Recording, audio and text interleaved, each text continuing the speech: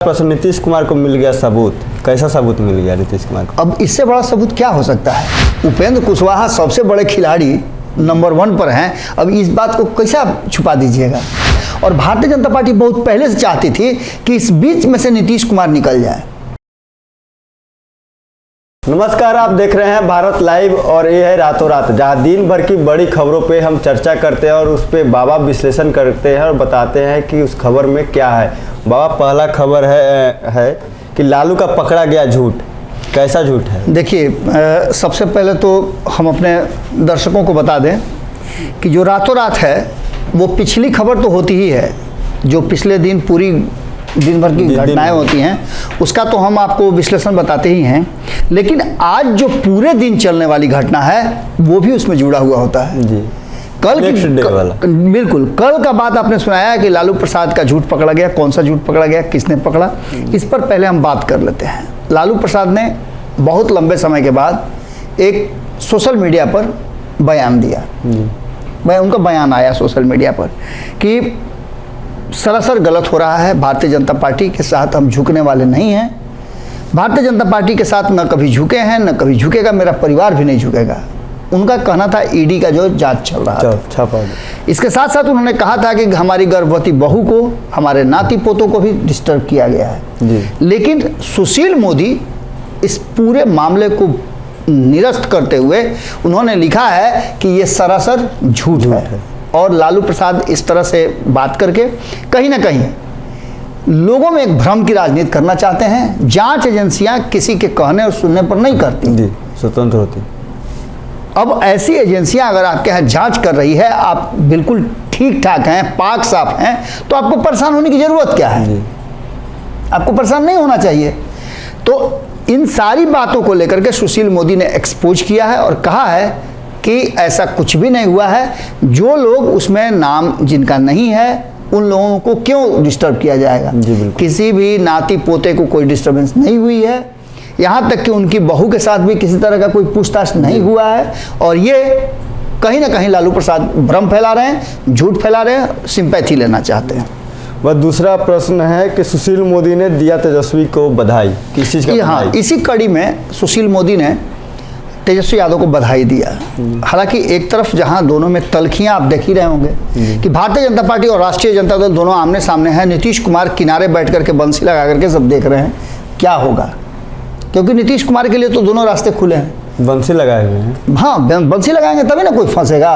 चारा डाल करके फंसाया जाता है। अच्छा। तो चारा डाल करके फंसा रहे हैं, चाहे इधर फंसे चाहे उधर फंसे, जिधर फंसे। तो ऐसी स्थिति में अब देख लिए कि लगातार भारतीय जनता पार्टी और राष्ट्रीय जनता दल के बीच में आमने सामने है। और भारतीय जनता पार्टी बहुत पहले से चाहती थी कि इस बीच में से नीतीश कुमार निकल जाए जी। न नीतीश कुमार इस खेमे में रहें न उस खेमे में रहें, नीतीश कुमार न्यूट्रल हो जाए, उसके बाद सीधी लड़ाई लड़ी जाएगी और बिहार की सत्ता पर हम बैठ सकते हैं। लेकिन इन सब बातों के बीच में सुशील मोदी ने जब चर्चा किया उस ईडी के छापेमारी का, और सुशील मोदी के देखिए 8 महीना पहले जब महागठबंधन की सरकार बनी उसके बाद से सुशील मोदी एक बार फिर से एक्टिव हो गए हैं जी।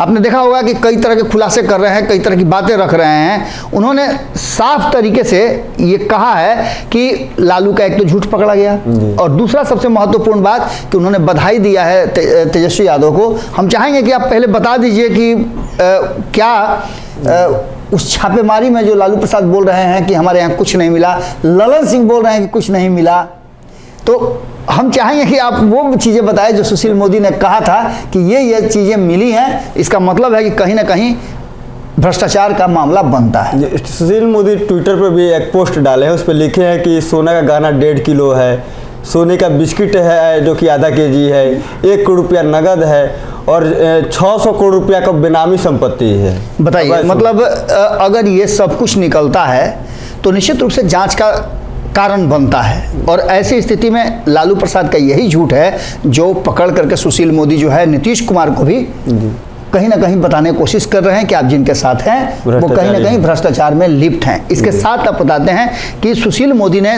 तेजस्वी यादव को बधाई दी है। वो बधाई है उनके पिता बनने से पूर्व। उन्होंने कहा है कि कोई ऐसा बात नहीं हुआ है, लालू प्रसाद की बहू के साथ किसी तरह कोई पूछताछ नहीं हुआ है। हम तेजस्वी यादव को पिता बनने की अग्रिम बधाई देते हैं। तो एक स्वस्थ परंपरा भी इसको मान सकते हैं, जहाँ एक तरफ जांच एजेंसियों विरोध की भी बात कर की जा रहे रही है, वहीं दूसरी तरफ मानवता के नाते कहा जाए और व्यवहारिकता के नाते उन्होंने बधाई भी दिया है। फिर नीतीश कुमार, अगला प्रश्न, नीतीश कुमार को मिल गया सबूत, कैसा सबूत मिल गया नीतीश कुमार को? अब इससे बड़ा सबूत क्या हो सकता है? नीतीश कुमार के सामने खुला किताब है। जी। एक तरफ आईटी पूछताछ करने के लिए आती है, जी, दूसरी तरफ सीबीआई पूछताछ कर रही है, तीसरी तरफ ईडी का छापेमारी हो रहा है जिसमें से ये संपत्ति निकल रही है। तो इससे बड़ा सबूत और क्या चाहिए नीतीश कुमार को? आपको याद होगा कि नीतीश कुमार 2015 में जब महागठबंधन के साथ आए थे और सरकार उन्होंने बनाया था, तो यही सुशील मोदी हैं। जी, सुशील मोदी पूरी तरह से देखिएगा कि ट्रेंड होने वाले हैं। और इतना ही नहीं, उन्होंने जो सबूत दिया है वो सबूत इशारा कर रहा है कि तेजस्वी यादव एक बार फिर से कटघरे में फंस गए। और ऐसी स्थिति में आने वाले समय में मुझे तो याद आ रहा है कि कल आप लोगों ने खबर भी चलाया है कि तेजस्वी यादव के जगह पर किसको डिप्टी सीएम बनाया जाएगा। ये आज बातें चल रही है, आज से 5 महीना 6 महीना पहले से हम लोग इस बात को बोल रहे थे। सरकार बनने से पहले हम लोगों ने कहा था कि संभावनाएं ज़्यादा व्यक्त की जा रही हैं कि नीतीश कुमार तेजस्वी के नाम पर एग्रीड नहीं होंगे, क्योंकि तेजस्वी पर भ्रष्टाचार के आरोप लगे हुए हैं। लेकिन नीतीश कुमार ने उन सारे आरोपों को खारिज करते हुए खुद कहा था कि झूठ मूठ का हमारे साथ आने के बाद परेशान करती है। लेकिन इन बातों को अगर रखा जाए तो ललन सिंह ने जो बातें कही है, कल हमने खबर में वो भी दिया था जो सोशल मीडिया पर ज़बरदस्त वायरल हो रहा है, कि ललन सिंह ने पूरा सबूत दिया था कि ये चीज़ें जो हैं। इसके साथ साथ उपेंद्र कुशवाहा ने, आपने देखा होगा जी, ललन सिंह से पूछा है कि ये बताइए कि उस समय आप सही थे कि आज सही है? जी, आप ही ना हैं जो लालू प्रसाद और तेजस्वी यादव का बखिया उगड़े थे, आप ही ना जो सबूत लेके गए थे, आप ही ना प्रेस कॉन्फ्रेंस किए थे। तो ऐसी स्थिति में तब आप सही थे कि आज आप सही हैं, ये तो पहले स्पष्ट कर दीजिए। तो वहीं दूसरी तरफ जितनी चीज़ें मिली हैं, आपने भी बताया कि सोना का बिस्किट मिला है, सोना का गहना मिला है, 1 करोड़ नगद मिला है, 600 करोड़ की बेनामी संपत्ति मिली है, कागजात मिला है।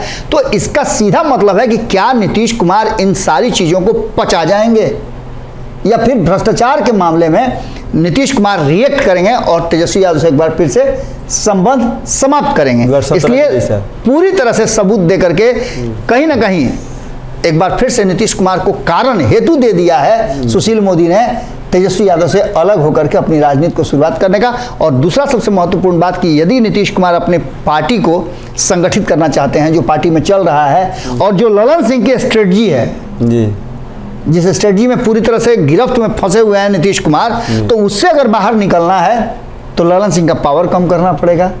और उन्हें इस क्राइम करप्शन कम्युनिज्म का जो CCC की बात करते हैं, उसमें करप्शन से अपने आप को अलग करना होगा। हालांकि नीतीश कुमार ने कई बार इन बातों का जवाब देने से अपने आप को बचाया है, लेकिन जैसा कि कल आप ही लोग शायद बातचीत कर रहे थे, आप लोग मीडिया के बंधु पूछ रहे थे, तो नीतीश कुमार ने कहा था कि ये सब चीज़ें जांच का विषय है, इस पर मैं विशेष क्या बोलूं, लेकिन इतना जरूर है कि हमारे साथ जुड़ने के बाद कुछ ज्यादती होती है जी। तो ये सब बातें निश्चित रूप से चल रही है। अगला प्रश्न बोलते हुए, चिराग पे चाचा भारी कैसे?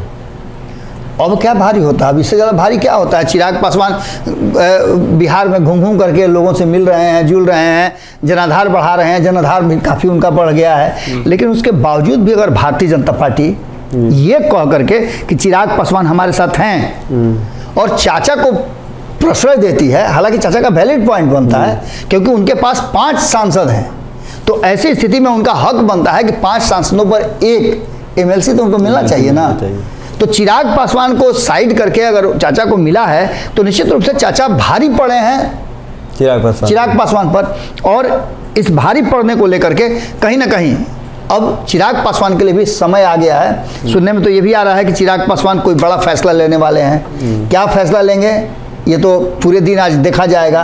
वहीं आपको एक और महत्वपूर्ण बात बता दें कि पशुपति कुमार पारस भी बिहार आ रहे हैं, पटना में आकर के वो भी अपना दमखम दिखाएंगे, अपना पावर दिखाएंगे। और देखिए ये सारी स्थितियां जो पैदा हो रही हैं, हम थोड़ा सा अर्लियर जरूर बोल रहे हैं, लेकिन जहां तक मेरी राजनीतिक समझ है, जितना मैं नीतीश कुमार को समझता हूं, भारतीय जनता पार्टी को समझ रहा हूं या पशुपति कुमार पारस को समझ रहा हूं, ये सारा जो खेल रचा जा रहा है वो कहीं ना कहीं नजर आ रहा है कि आने वाले समय में बिहार में एक बड़ा राजनीतिक उथल-पुथल मचेगा, जिसमें पशुपति कुमार पारस, नीतीश कुमार और भारतीय जनता पार्टी एक पलड़े में अगर वजन किए जाएं तो कोई बहुत बड़ी बात नहीं होगी, क्योंकि चिराग पासवान को अपना बताते हुए उनको घर से बाहर कर देना, कोई अधिकार नहीं देना, क्या इशारा करता है कि नीतीश कुमार के संबंध बहुत अच्छे हैं पशुपति कुमार पारस के, ये भी बात दुनिया जानती है। तो ऐसी स्थिति में कहीं ना कहीं चिराग पासवान पर चाचा भारी पड़ गए हैं। अगला प्रश्न की ओर बढ़ते हुए, कुशवाहा नंबर 1 खिलाड़ी, ये तो साफ नजर आ रहा है। उपेंद्र कुशवाहा सबसे बड़े खिलाड़ी नंबर 1 पर हैं। अब इस बात को कैसे आप छुपा दीजिएगा? एक तरफ जहां चिराग पासवान साइड कर दिए गए, एक तरफ आपने देखा होगा कि जैसे ही एमएलसी के चुनाव की घोषणा होती है 5 सीटों का सीट शेयरिंग का फॉर्मूला सामने आता है, वैसे ही उधर से मुकेश सहनी भी पिनिक जाते हैं। इस सब लोग के पिनिकने के पीछे कारण क्या है? और उपेंद्र कुशवाहा जो है कहीं पिनका पिनकी नहीं है, दिल्ली में बैठ करके सारा डील कर लिए। दो दिन पहले ही उनके बहुत करीबी हैं सुभाष कुशवाहा हमारे पास आए थे। मेरी बात इस बीच में उपेंद्र कुशवाहा से भी हुई है। वो 15 तारीख की तैयारी कर रहे हैं और उनका कहना है कि विरासत को बचा करके ही मानेंगे। उनके लोगों में गजब का उत्साह आप देख रहे होंगे। यानी कि भारतीय जनता पार्टी अगर कहीं आने वाले समय में, हालांकि एक जो बात हम पहले बताए हैं कि पशुपति कुमार पारस, नीतीश कुमार और भारतीय जनता पार्टी अगर एक पलड़े पर जोखे जाएंगे तो उस पलड़े पर कहीं ना कहीं एक पसंगा के रूप में उपेंद्र कुशवाहा भी हो सकते हैं, लटक जाएंगे। बिल्कुल वो पसंगा के रूप में रख सकते हैं, क्योंकि भारतीय जनता पार्टी का विशेषाधिकार है कि हम ऐसा कर सकते हैं। तो निश्चित रूप से आप समझ लीजिए कि जो सीटें 17-17-6 का फार्मूला जो तय हुआ था 2019 में, उस फार्मूले के तहत उपेंद्र कुशवाहा का भी स्थान बन रहा है। और खास करके उपेंद्र कुशवाहा का स्थान बनने के पीछे कारण है कि लौकुश समीकरण का जो वोट है वो भारतीय जनता पार्टी हर हाल में अपने पास रखना चाहती है, इसलिए खिलाड़ी नंबर 1 तो बन ही गए हैं। तो आपने देखा बाबा ने तमाम तरह के सवालों को विश्लेषण करके बताया कि कैसे बिहार की राजनीति में क्या क्या चल रहा है। इसी तरह के विश्लेषण के लिए आप भारत लाइव देखते रहे। अगर ये वीडियो पसंद आई और वह बिहार के राजनीति और बिहारियत से सरोकार रखेनी तो सब्सक्राइब बटन दबा के चैनल के सब्सक्राइब कर ली। ओजे एगो घंटी बा, ओकरा बटन दबा देला से कुल सटीक और मारक खबर रुआ मुफ्त में मिल जाई। अगर रुआ पत्रकारिता के हमनी के नया प्रयोग में सहयोग कर चाहतानी तो ज्वाइन बटन दबा दी। पेटीएम नंबर नोट कर ली 9386816700। धन्यवाद।